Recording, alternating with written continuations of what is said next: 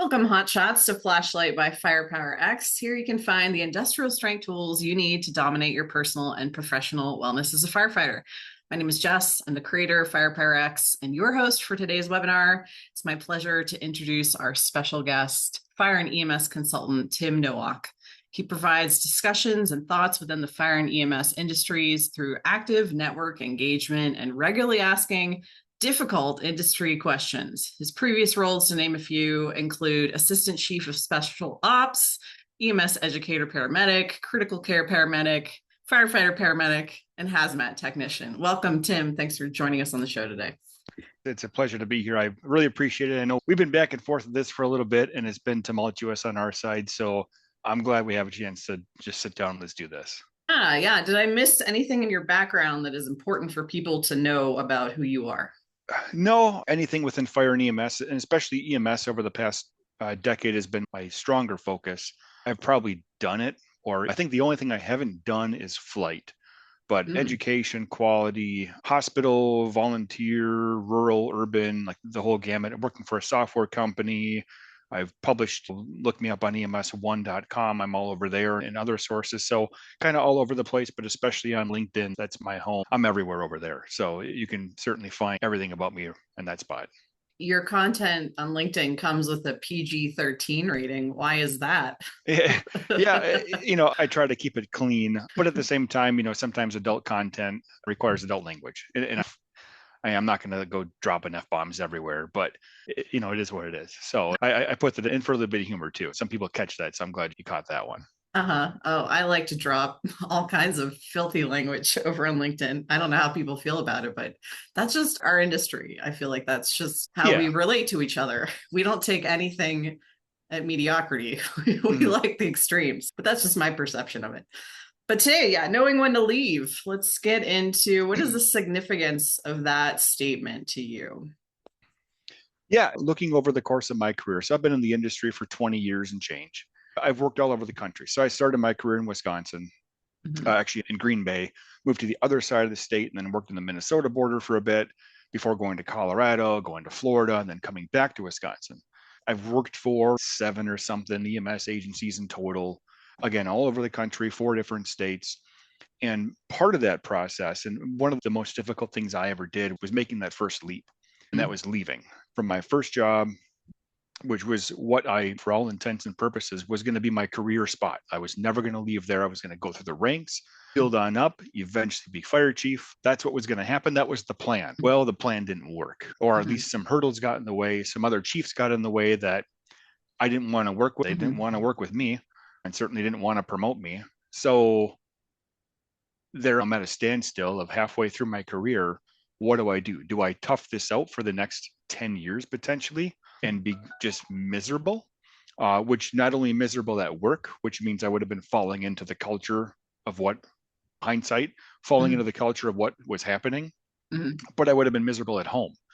And already there facing a growing shitty relationship, my fault, or do something massive to change things. And usually when you get to a point where change is really needed, it's not just like you're changing the color of socks that they wear. It's something disruptive. Well, for some people that is disruptive, but like you need to do something disruptive. And sometimes you just need to leave the environment. So trying to make things better or trying to fix things, do that. I encourage that. But at some point in time, maybe it's just not going to happen and you need to leave. And that could be for a number of reasons. That's what it meant to me. It was difficult, but at some point in time, it was absolutely necessary. And it was the best thing I ever did for so many reasons. Was there a particular moment with that position when you just knew it? You knew it was time to leave? Is it just a gut feeling, or had you tried to disrupt and just weren't getting anywhere? Yeah, like with that position where I was, and it was a straight seniority job. So you know that as long as you showed up, you would eventually become a lieutenant, become a captain, whatever. But anything beyond that was promoted opportunity. And I wanted to promote. And so as the department was having openings, the battalion chief spot came open. And I remember, so I interviewed for the battalion chief position. And then afterwards, sitting in the one-on-one recap with the chief, and it was just a one-on-one discussion. He just flat out told me, as long as I'm here, you will never get promoted. That sunk. Yeah. And then on top of that, what was a kick in the gut was after that, pulled all the candidates in because he ended up not picking anyone, pulled all the candidates in and said, look, these are the things I was looking for you guys to say, that we're looking for the big picture of incidents and not. And sure as shit, like that was all the stuff verbatim. That's the exact stuff that I said in my interview. I hit every single point of that. And then for him to say, nobody talked about this. This is what I wanted to hear. And on top of that, him saying, you're not going to get promoted. That was my kiss of death. That was my fate right there. And that was a hard pill to swallow, because now what do? Do I stay where I'm at, be miserable, and try to make things meet on my own? Or do I now take that chance of hoping the grass is greener elsewhere? That could potentially mean uprooting my family, moving. So yeah, that was the pivotal time for me where it really sunk in of, this is it. This is the end of the road, unless I want to just stick it out and become like some other people who just stuck it out, put in my time, became incredibly bitter, and left after 30 years when, as soon as I could pull the trigger, leave. Probably get divorced along the way too. Yeah. Why do you think people decide to do the opposite and stick it out instead of taking the risk? Oh, it's comfortable. It's comfortable. And I think on top of that, we can't. Like, my family's here and I can't leave my family. At the core, your family is your wife, your husband, your kids. That is your family. Everyone else is part of your family, but your core is that group. And so if they're willing to go with you, then yeah, you can pick up and move. I moved 3 states. I've had 5 addresses in 5 years, and during that, like a 5-year time span of moving, and moved 3 states. I always joke I made a 5,000-mile triangle to end up a mile from where I started. Literally, like, my old house is a mile away. So yeah, you absolutely can come back, and it's possible. The journey along that way of the 5 years I was gone was just game changing, a positive way. So I think we put ourselves into this spot of, I can't leave. I have to do this. So many within the industry have a second job. And that second job is, well, I'll just go work another fire and EMS job. And then maybe I'll even do a third one. So then we burn ourselves out. We come back to the first employer, who's the full-timer. We give them half-assed everything because you're already tired from working this job and this job. I don't have a whole lot of sympathy for that, because you did that to yourself. You owe it to your employer to be showing up, giving 100%. And if you're breaking up your time to others, not giving your full-time employer the 100%, that's not fair. And if the intent is that you have a break, you have time off, then do something else, whether it's concrete, whether it's physical labor of whatever, or whether it's just working at Home Depot for cash. Who cares? You can't just keep on putting yourself in the same type of environment over and over again when the toxicity is there or just the roadblock is there. So we do it to ourselves more than the system does it to us. The just culture mentality of things. I don't know if you want to go there, but yeah, let's do it. Let's go there. The just culture approach of it is bullshit, in my opinion. Unpack that for us. Because it's not the system's fault first. There's accountability that has to be taken. And usually that accountability comes from someone who's responsible, and that's a person. It's you as the person who's responsible for that. At any point in your 5-year journey, did you question whether, am I just a quitter, or is there actually like a green grass place that I'm actually going to get to? Yeah, no, I've had failures in that pathway. My first job I went to, I was sold something great. And the first day I got there and sitting down with the training officer, not the chief who hired me, and going through like, okay, so when do I get to do this and this and this? And they're like, we don't do those things. So on day 1 of that job, I was already discouraged. Within a week, I was looking for another job. Actually, I contacted the job I turned down. Hey, no, this is not good. Can I come work for you? So I lasted that job 1 month and 17 days. Wow. The next job, leaving the fire service and going to EMS only, was a massive change. Talk about culture and ability and rank and structure and organization, massive change. And that was difficult. I was not processing that very well. I was not an ideal employee because like I wanted that structure. I valued that structure. I appreciate that structure. And so not having it in an organization, I became not the ideal employee, and they also became not the ideal employer. Of course, when you have a failure and then another failure, I lasted in that job 6 months. Having those 2 failures in a row, you have to self-reflect and look at the common denominator in the equation is myself. Yes, there are absolutely some things that the employer was not great at. There were also some things that I was not great at either. And so had to make a switch again. Luckily, that one ended up being just a wonderful, perfect fit move. It's great. Awesome job. Brought me to Colorado, totally new environment. Like that was wonderful. The only reason I left that job was just because it was the dead end of promotional opportunity. It was a dead end spot and I wanted more. Yeah. So yeah, there is a time where you have to self-reflect on, I'm the common denominator in all these equations. Yeah, there's a very fine line between having high standards for yourself and your career, and then patterns that you start to establish of chasing that. And I absolutely saw that too. So I went from firefighter paramedic to paramedic only in critical care and just EMS role to EMS education and then to assistant chief. So once you get to that level, you can't go down. The next level there, and that was a bait and switch job, unfortunately. Being there after 6 months, I was looking for a new job. At the 1 year mark, was able to get out. So following that next step, I knew I'm not a good number two. I learned from that one I had to be a number one. And if I'm going to leave there, well, I'm probably going to have to move again. So next up, like I would have ended up moving. And like, how long would that have lasted? And even still, a career fire chief, EMS chief, unless you're just a local guy that everybody likes and you don't actually have any agenda or push anything or have any waves with your job, you might stick around for 10 years. But for the most part, it's a 3 to 5 year job. So then now what? I'm a pretty bold and outspoken person. So here I am going to move now again, potentially for another time to another place, last there 3 to 5 years if I'm lucky. And then I'm probably going to end up moving again, which means that right about now would be that time where I would have been moving. So like, when does it stop? And so yeah, there always is that chasing the next big thing or chasing the cheese or whatever it would be. Like that's a hard part with people who are upwardly mobile or upwardly searching in their career, trying to advance. At what point in time are you going to stop? Are you happy? Are you satisfied? Or are you going to continually do this until you're just done? I think I was on track for that to happen. Yeah. Where I would have been continually doing this until I got to the end goal, which for me was consulting. So luckily I got there. So right after that chief job, I got to consulting. That to me was the end goal. I totally saw that in myself happening of I would have been chasing things for a while.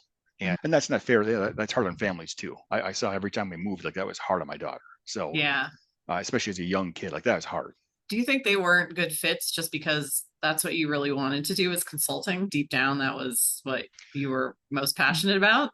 I had that struggle at first, starting in a fire department and having the patch. I had a patch on my shoulder. I had an identity. And even to this day, I still identify the most with that department. I spent 11 years there. It was the place I wanted to be.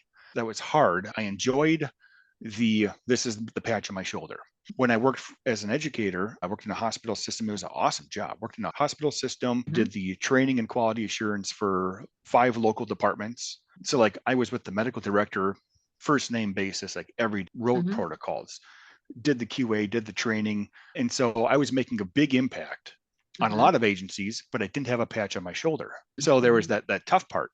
When I became then a chief afterwards, I had a patch on my shoulder, but it was the wrong patch. So now it's, what do? Do I keep trying to fight to find the right patch? Or do I continue on with this embracing of like, I like the big picture? I do. I like that. And so I don't think I'll ever have a patch on my shoulder again in my career. I recognize that I find more benefit in, like, as a consultant, I can have an impact on dozens of departments in 1 year, making a huge impact, game-changing one for them potentially, even creating new departments. When if I was only working for this fire department or this EMS agency my entire career, that's it. That's as far as my name recognition, stamp, like anything would go. And instead, I enjoy the big picture. So that is a struggle, and it's a difficulty that I find with new consultants is that you have to get out of that, my department, we did it this way, especially if you've only ever worked for one department, that you're going to have a hard time because you've only known that. And at least if you've worked for other places or been involved, trained something, you got to be able to do the big picture. For me, the big picture is better than the individual path. And even seeing like the amount of workload and stress and all that stuff, I would be striving to make that patch as best as I could every single day, every single time, would burn me out. So instead here, I force myself instead to have a strong, high impact, intimate relationship, and then move on. So yeah, it's a very different mindset shifting that has to occur. Why is it important to make connections elsewhere? I think we talked about that offline. How does that Yeah. help us in the fire service? Why is that important for discovering these traits about yourself that you're alluding to in the Yeah, conversation? if all you're going to do is stay in your one department and move up the ranks, however that shows up, and there's nothing wrong with that. There's a lot to be said, and I miss part of that where there's a lot to be said about I showed up at 7 o'clock. I went home at 7 o'clock the next day. I had my day off or my 4 day off. Then I did it again. Nobody needed me on those in between days. The fact that I was gone made zero impact on the operations of the organization. Hate to say it, but you're a cop. And so you being gone doesn't make an impact on anything. That's okay. There's nothing wrong with that. That like knowing that feeling is still good. But instead you get into management and that's different. There is no off, carrying two phones, always on call in a sense. So that shift in that process of thinking, you've got to come to grips with one or the other. If you're okay with the prior or the latter, like that's entirely fine. But if something disruptive occurs where all of a sudden you're not going to be on that promotional list and the pathway that you thought and were hoping was going to happen isn't going to happen, now you're stuck with either settling, moving on and moving past that. And if you don't have any connections beyond just your department, well, then getting into training and teaching is a great avenue to start some connections because at least you get name recognition locally, maybe even statewide, and then you build into regionally or nationally. Social media, like LinkedIn is where I do all my stuff, not Facebook or X or whatever things. Getting the connections there is where you can start branching and getting your name. And that's how I started mine. Started with 0 connections, and now I'm at 21,000 and something people. But I think it's invaluable to do the connecting because you don't know when that disruption might occur. And if you do need to move, at least now you're someone to someone else rather than just a blank brand new resume and whatever. I see on LinkedIn mostly, like you said, leadership and command positions. I don't see a lot of line firefighters on LinkedIn. I'm guessing they're mostly on Facebook. So can you make those connections on Facebook as someone on the line, or would you Yeah, suggest them moving into LinkedIn? I would go LinkedIn. And I say that I'm not a paid sponsor by them, but I'll gladly accept some money from them if they want. I think the content is different. There's always that battle on LinkedIn of keep this crap off of here. That's Facebook stuff. Leave it alone. No politics. I don't care about what you ate or the fact that you went on vacation. I don't care about that stuff. Keep that crap off of LinkedIn. But instead, I started on LinkedIn as just the firefighter, the paramedic, the whatever. And knowing that I wanted to become part of administration and management at some time, like I figure I got questions and what better to just start asking people to get some answers. And that's how I started was I just started asking questions. I would connect with every single titled person I could. I would max out my free requests and invites every month and then get my warning message from LinkedIn. Hey, you max out your requests. But I would do that every single month, just trying to build. Because that's all I wanted to do was I had questions. I didn't know the answers to them. And I wanted to hear what other people in those roles had for answers. And from there, it started regular engagement. These 5 people, these 10 people would regularly comment and engage. And then it would build from there. I think I've been on LinkedIn now for coming up on 10 years. Like 4 or 5 years of that, I never said anything. I asked questions. And that's what I found was unique was that most people, and I think that's what I started becoming known for was I would ask questions and then the conversation would happen because most people don't want to ask the question. They're afraid to ask the question. But once the question is posed, well, they've got an opinion to share about it or an experience to share about it. They just don't want to break the ice about the question. In the past 3-4 years, I've started to chime in my response to that. But that's how I started was just asking the question. And I would encourage others to do that. Just ask the question of, what about this? How is this different? How do you do that different? Or what if I did that? And you'd be surprised on where that conversation goes. So yeah, I would encourage go to LinkedIn. That is the platform to start that just because when I tried some of that on Facebook, it just didn't work. It just didn't. And then, you're connected with your family and like, no, different environment. This is professional. That's personal. Keep the personal separate. So different environment and different types of questions and content. Yes, totally. I even think In a fire department, that's an important skill to ask questions of when you don't understand why leadership is making a decision. Like, I want to know the why behind this. Well, we make up these stories in our heads about why it's happening, which may be totally off of the truth. And then it adds to our own bitterness of, I have no agency. So would you agree that, like, even on a basic level, even if you decide to be part of the machinery of the team, still asking those questions, still making those connections, and even if you're not planning to get promoted, there's still so much power you can yield? Yes and no.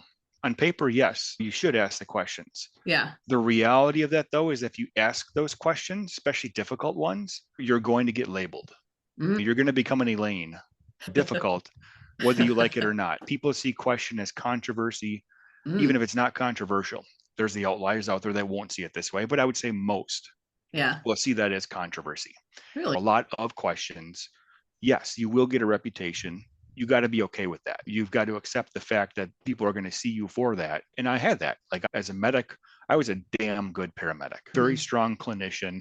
I had a wonderful bedside manner.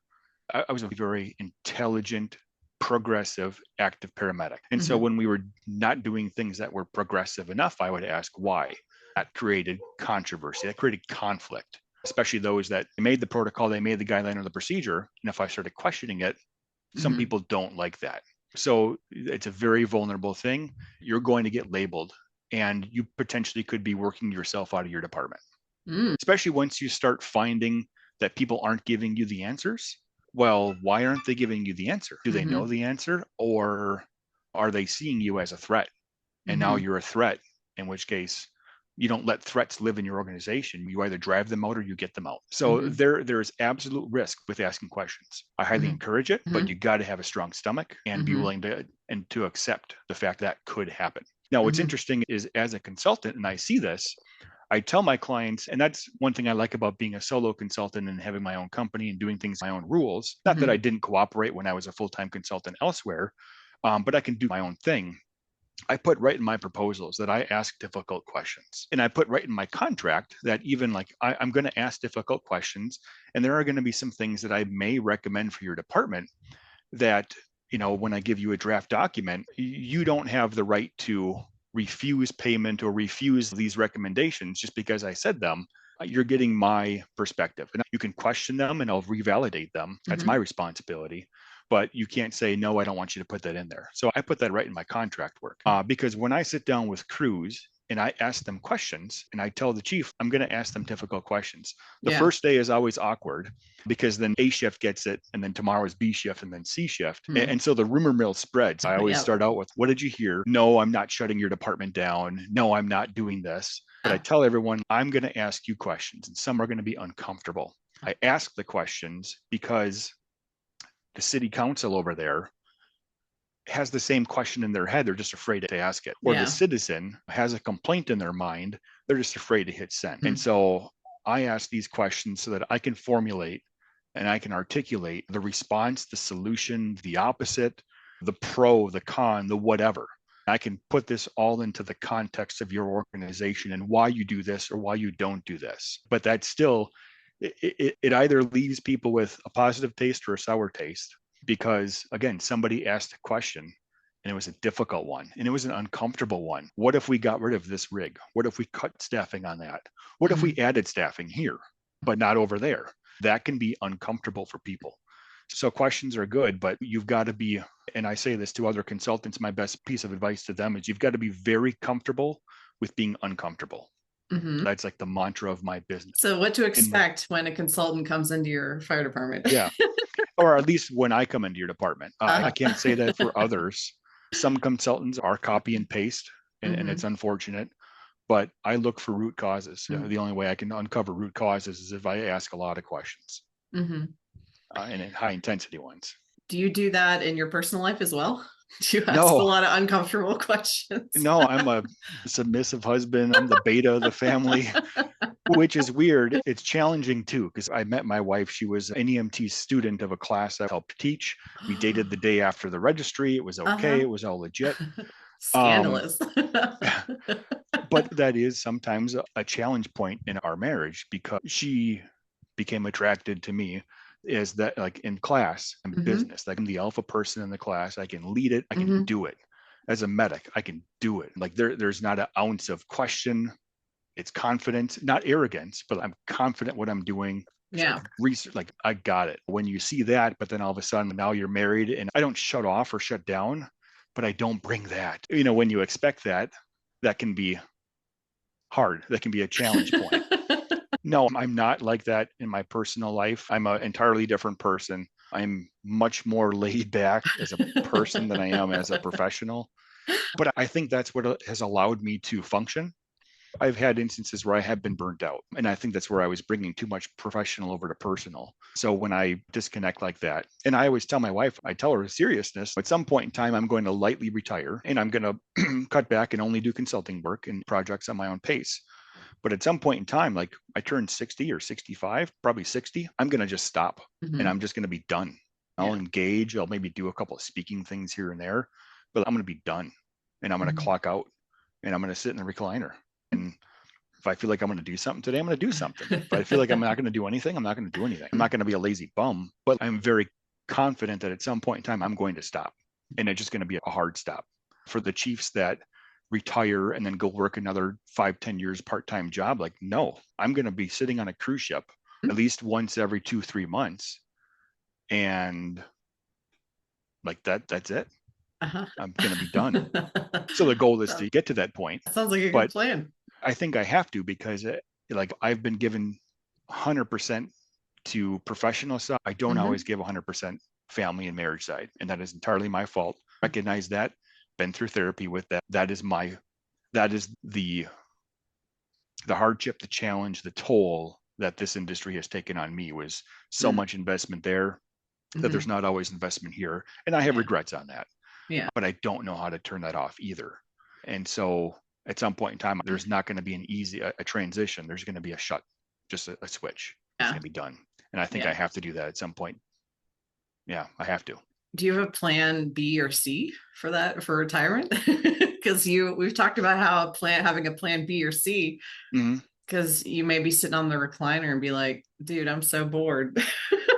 Yeah, and that's where like the consulting thing, I think like I could very comfortably do that, handle a couple of projects a year, make some good money off of it, but have the significant flexibility to do whatever I wanted then otherwise.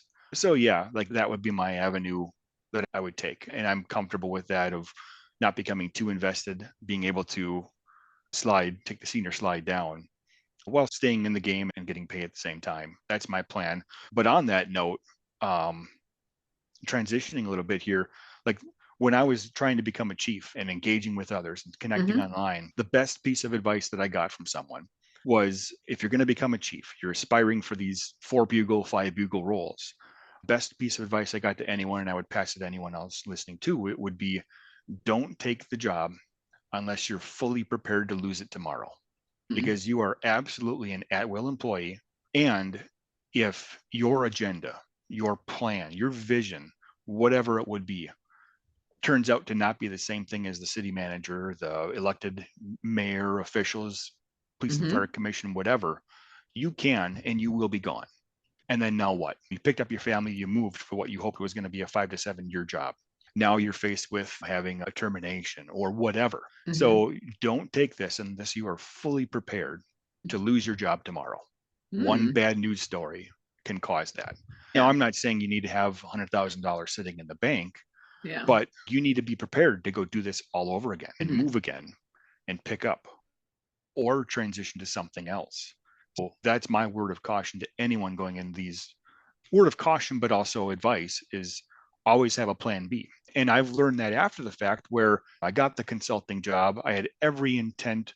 I was with the company for 3 years. I had every intent of staying there for the next 10, 15 years, and then like just becoming a subcontractor with them and doing some piecemeal stuff here and there. That was my absolute intent.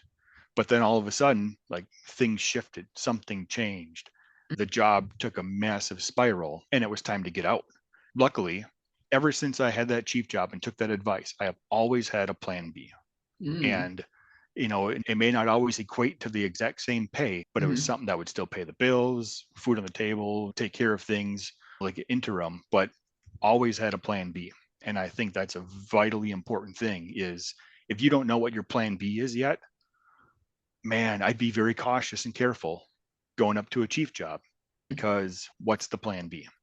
Do you think that believing that everything happens for a reason helps with that kind of detachment of being able to pivot that fast? Looking at each one of the journeys that I've had, the successes and the failures, they've all happened for a reason. I would not be here where I am now had this not happened, had that not happened. And that's just talking professional world. Right now, I'm 41. Right now, things are finally starting to professionally sink into where they should be. So it's taken that while, and I've busted my ass. Everything up until this point, with life changes and moves here and moves there, to be honest, I don't think has had anything to do with me professionally. I've learned it's been part of the pathway and it's been necessary. But talk about things happen for a reason. All of those things have happened not for me. They've actually happened for my daughter and part of my family, like personal reasons. Every move was intended for that. Mm. And so luckily now I'm finally feeling the benefit of those things. Mm-hmm. Everything along that, it has absolutely all happened for a reason. If you're faith-based, there is a plan. Mm-hmm. And you may not always understand it. You may not always know it right away. And it took me a long time to find it or figure it. But I think now, like, it's finally happening. Yeah, everything has happened for a reason. The success or the failure over here, totally, I may not have learned the lesson right away, but Mm-hmm. afterwards, reflecting or planning or looking at it or whatever, the stepping stone, yeah, it all happens for a reason. Mm-hmm. Even if you're not faith-based, I just think that's a healthy way to frame things. Yeah. Because if you don't look at it like that, it just can look like Mhm. you can judge yourself as I have a hard time staying at jobs, or this was a string of failures, and that kind of thinking, does that build you up or does it tear you down, like, at the end of the day? So even if you're not the type of person who tends to lean towards that type of thinking, it's a healthy coping mechanism to look back and say, Yeah. I learned stuff from all of this and built upon it, right? And Yeah. that's where I am now. So Yeah. So when I first became a chief, I had to go through the recruit academy essentially at the department, which was good. I believe in that. One of the new medics there asked me, do you miss being in the field? Do you miss just being a paramedic? Because yeah, it's a big difference being a paramedic versus a chief officer. This was a large organization. We had 20 ambulances on the road, 50,000 calls a year, 440,000 population coverage, like big organization. The question of, do you miss being in the field? I did, but I found more enjoyment out of being a chief and setting others up for success, setting the system and the operations up for success. Found more enjoyment with making sure that you had what you needed to do your job than I did being the clinician, being the care person or the problem solver. Because now the problems were different. I would have never learned that or known that had I gone through that pathway or taken that next step. Looking back at things, I mean, you can learn from them, can't dwell on things, because even getting fired, getting a dead end job, grass is not greener here, you still might be in that job for a reason. And it may not be the next job that's the winner chicken dinner for you, but the one after that, all of this stuff might have happened so that you could later on get to that other job. And I think that's where I am now. Is had some great stuff, had some shitty bad stuff, and I think that has all now got me to where I am today, because I wouldn't be able to be here had I not experienced all that stuff. And that's how I look at it, is like all these other things that were good, great, or indifferent, I would have never seen that, known that, learned from that, and I wouldn't be here now had I not gone through all of it. If you embrace the learnings and not just label it, slap the failure label on it and feel regretful about it. As we start to wrap up the conversation, I always like to leave our viewers with one tool or resource to continue what we've talked about today. What would you recommend or people check out? Yeah, I mentioned earlier, like I thought that jealous culture was bullshit. And I don't know if the author of this book would totally agree with it or not. But I see two different philosophies emerging within our industry. A big push on this just culture mentality and approach. I don't subscribe to it. It's not always the system that causes failures or problems. Sometimes it's the person, and you need to take ownership of what you're doing. And so I resonate with Extreme Ownership by Jocko Willink and Leif Babin. Now, in transparency, I did not read the book. I'm not a reader. I listened to the book. I did the audio tape part, but I resonated with that because that's what it comes down to. Even like the firefighter in me who appreciates the structure and the organization, the accountability, appreciates the thought process too, that there are decisions that have to be made. Things happen. And so now, in order to fix the bad things so that they don't happen again, somebody has to be in charge. And I see this in my job with all over the place. Okay, we're going to do this. Who's going to do it? And it's no different than at home. I fail sometimes at home. The lawn has to get mowed every week in the summertime. It's got to get mowed every week. Okay, that's great. We both recognize that. We have a lawnmower. We have this. Who's going to do it? And so, like, all right. Not only am I accountable for it, meaning that I need to either do it or find someone to do it, but I'm responsible for it. And I think there's two differences there that aren't separated enough: accountability and responsibility. And I learned that as a chief. Just because I was accountable didn't mean that I was necessarily responsible. And so, having gone through Extreme Ownership and really embracing that process, learning and seeing the difference between accountability and responsibility, I find myself further swaying from just culture, thinking that it's complete bullshit and it actually harms organizations and like flat hierarchies and that kind of stuff. Horrible. In my prior job, my boss, the chief, believed in that structure, and we couldn't be at more odds over those two things. So yeah, I think there's a staunch line that's being drawn in the sand. If you're on one side or the other, it's very hard to work for the other because you're always going to be at odds with that. So I think you got to understand both sides of it. And if you're one or the other, be careful because other people may not be. That resonated a lot. Just culture. What does that actually mean? It's just the culture of the organization matters, and that the focus is on that. And if my interpretation and understanding of it is grossly off, someone please inform me so that I don't misrepresent here. But everything I've understood of just culture, and I think it started like within the airlines and it's transitioned over to the hospital world, is that things happen. Things go wrong, things go bad. Why did it go wrong? And everything I've ever seen or understood is that the system caused a failure. The medication, why was the wrong medication given? Well, the wrong medication was given because someone has the ability to override the system. They override the Pyxis thing, or they override the pharmacy or whatever. The system allowed them to do this. So the system was wrong. We need to fix the system. And then it stops. Like that's literally where things stop, because we need to fix the system. So the problem there is that, we recognize the system was at fault.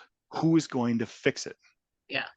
Every experience I've ever had is that it stops right there. No one gets down to, Jess, it is your responsibility and you are accountable for the success and failure of fixing this now. Don't care how you do it.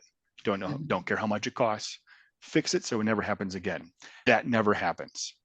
Whereas in an extreme ownership world, the system failed. But actually, you know what? You still gave the medication. You still overrode the system. You actively made this decision to override the system. And so just because you admitted that you made this problem doesn't make things all better. And that's just culture is holding your hand. And maybe that's my interpretation of it, but it's holding your hand that, you know what? Yeah, the system failed. We allowed you to fail. So we're going to slap you on the wrist. Please don't do this again. Everyone else, don't do this. Like, no, you actively went, and this doesn't always happen. Sometimes the system truly fails. If you actively went, you knew you shouldn't do that. You overrode the system to do this. Other people that you were giving this medication or this dose, therefore failing in these other parts, and then you still gave it. You chose to fail. You absolutely failed, and you should absolutely be disciplined for it. That part of human resource and whatever, you fucked up. Yeah, you normalization of deviance. Absolutely. And maybe this is my experience and I'm way off on what this interpretation is, but that is every time I've seen that has been the cause and the result, is that the problem then never gets fixed. There's no accountability to fix it. And reading about extreme ownership, like, if no one else can claim responsibility for this, well, guess who is accountable for it now? I am. Yeah. So, okay, I'm going to fix this. And you may or may not like the result, but if no one else is claiming this or owning up to it, I'm not necessarily saying someone has to get disciplined, but like, okay, if no one's in charge of this, I'm now in charge of this until I delegate it to someone else. Yeah. I have to do this. That's what has to happen. Excellent. Any closing thoughts, Tim? Anything we didn't touch on today that you feel is important for people to hear about topics we've talked about? All too often, we're comfortable as an EMT, as a medic, as a firefighter, and we try to just, let's make this work and let's stick it out. Trust me, it becomes noticeable. And I walk into organizations as a consultant and it's palpable. I remember training a new hire as a consultant, and we walked into the organization and the culture there was palpable positively. Like they had no reason to be as happy as they were because of how they operated and were treated and paid. And that was part of our report. That was our absolute report out to the city council. It was like, these people have no reason to be happy, but like the culture here is palpable and positive. And I don't know why or how. Like they did this, good for them. And so when you don't have that though, and looking back at my old department, the culture is palpable. And I'm so glad I'm out of it, because I was becoming part of it and the norm, and I saw it now. And so, sometimes as hard as that pill is to swallow, you need to leave. And whether it's the place in this world now with all the talk of like emotional health and behavioral health and wellness and whatever else, whether you subscribe to it or not, if you're finding yourself having a hard time processing this job and the trauma and the hard and the bad and everything else, maybe this is just not your thing. And you could still be involved somehow and do other stuff, but maybe this is not the right spot for you. And for your own sake and your own health and well-being, you need to leave. I think that narrative has to be talked about much more. It's not going to be easy. It's going to be very, very difficult. You're going to question yourself and have self-doubt, and it might take years for you to figure it out. You need to leave. So I think that's the thing that people need to hear. Some words of wisdom, permission to say sayonara and try some different options. And if not even permission, like in some situations, just blunt encouragement. Like you need, this is not the right thing. You need to leave. Yeah. Well, thanks for having the balls to say it out loud, Tim. We appreciate it. Thanks for the platform and the opportunity. And again, I'm glad that we had a chance to finally connect here, regardless of my time scheduling screw ups or anything else in the way. Thank you. I appreciated this. Yeah, no problem. And thank you to our viewers. If you're still watching, you're amazing. We appreciate you. And I will drop the link for Jocko's book if you haven't read it yet as a member of the fire service. And my door is always open to you at info@firepowerx.com if you have any feedback or comments after the show. And in the meantime, guys, we'll see you in the next episode. Thank you again, Tim, for everything.